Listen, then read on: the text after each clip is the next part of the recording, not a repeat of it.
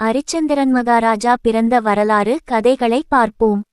எனது யூடியூப் சேனலை லைக் பண்ணுங்க, ஷேர் பண்ணுங்க, சப்ஸ்கிரைப் பண்ணுங்க. உண்மையின் உறைவிடமாக வாழ்ந்தவர் அரிச்சந்திரன் எனும் மகாராஜா.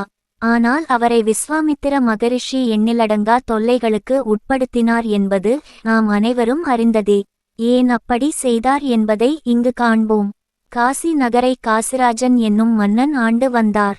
காசி விஸ்வநாதரிடத்தில் மிகுந்த பக்தி கொண்டவர். அவருடைய மகள் மதிவாணி அழகும் அறிவும் ஒருங்கே பெற்றவள். பருவ வயதை அடைந்த மகளுக்கு சுயம்வரம் செய்ய முடிவு செய்து மன்னர்களுக்கு சுயம்வர ஓலை அனுப்பினான். அதனை ஏற்று வந்த மன்னர்களில் மகத நாட்டு மன்னன் திரிலோசனனும் ஒருவர். மிகுந்த அழகும் கம்பீரமும் உடையவர். சுயம்வர நாளும் வந்தது.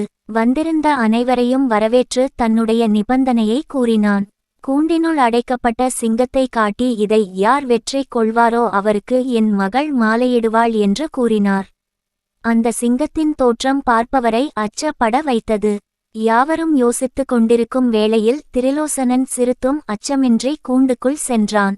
காண்பவரையும் திகைக்க செய்யும் அளவுக்கு பலமான சண்டை சிங்கத்துக்கும் அவருக்கும் நடந்தது. முடிவில் சிங்கத்தை வென்றார் திரிலோசனன். அறிவித்தபடி மதிவாணி மங்கள வாத்தியங்கள் ஒலிக்க, வேதங்கள் முழங்க, ஆன்றோர் ஆசிகளுடன் திரிலோசனனை மணம் புரிந்தாள். அனைவரும் ஆனந்தத்துடன் இருந்த அதே நாளில் திரிலோசனன் மாலை வேளையில் கங்கையில் நீராடி விசுவநாதரை வழிபட்டு கொண்டிருக்கும் வேளையில் அவர் மீது பொறாமை கொண்ட மன்னன் ஒருவர் பின்புறமாக வந்து வாளால் அவனை வெட்டி கொன்று விட்டான். இந்த துயரத்தை கேள்விப்பட்ட மன்னனும் மக்களும் மிகுந்த துக்கத்தில் ஆழ்ந்தனர். மதிவாணி மயக்கம் அடைந்தாள்.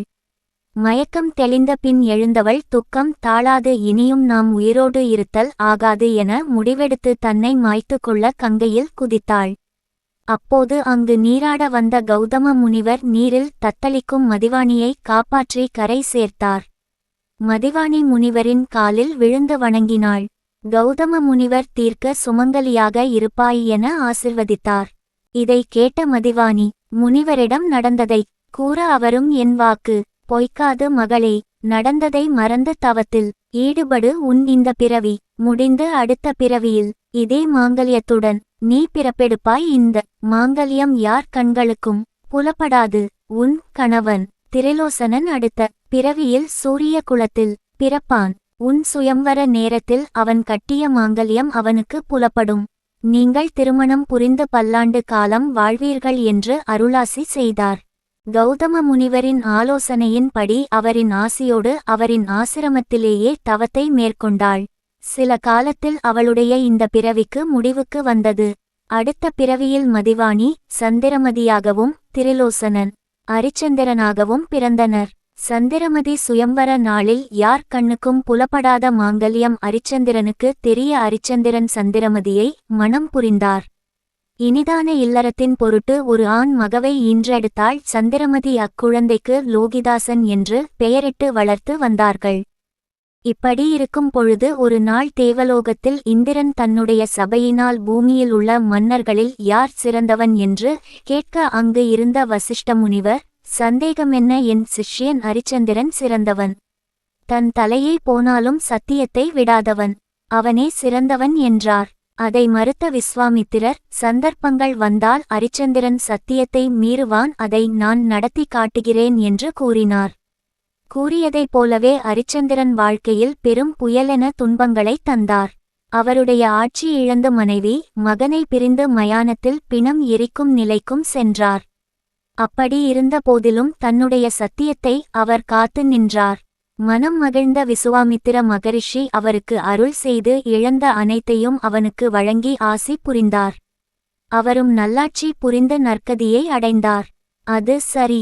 எதற்காக தவத்தில் சாலச் சிறந்த விஸ்வாமித்திரர் அரிச்சந்திர மகாராஜாவை இவ்வளவு துன்பத்திற்கு ஆளாக்க வேண்டும்? முற்பிறவியில் திரிலோசனனான அரிச்சந்திரன் விசுவாமித்திர மகரிஷியிடம் தனக்கு பிறவா நிலையை அருள வேண்டும் சுவாமி என்று பணிந்து நின்றார். அதற்கு அவர், திரிலோசனா, உன் ஊழ்வினையின்கண் நீ பல பிறப்பெடுக்க வேண்டி உள்ளது.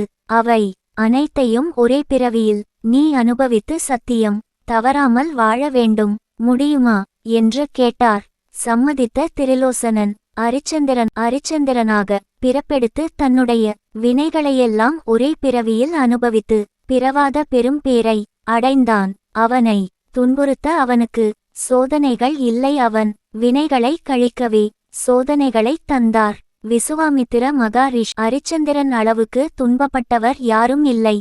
அவனும் தன்னுடைய வினையை கழிக்க துன்பத்தை மகிழ்ச்சியாய் ஏற்று கொண்டதைப் போல நாமும் நம் துன்பங்களை எல்லாம் வினைகளை ஒழிக்க ஈசன் தந்தது என்று மகிழ்வுடன் ஏற்று அவன் பாதமே தஞ்சம் என்று இருந்தால் எந்த துன்பமும் தீவினையும் நம்பால் அணுகாது சத்தியம். சித்தர்கள், மகான்கள், முனிவர்கள் இவர்களின் ஆசியும் அருளும் இருந்தாலே நாம் நம் வினைகளை அக்கட்டி அவர்களின் ஆசியில் ஆனந்தமாக இருக்கலாம். சத்தியம் தோற்றதாக வரலாறு இல்லை. சத்தியமே ஜெயம்.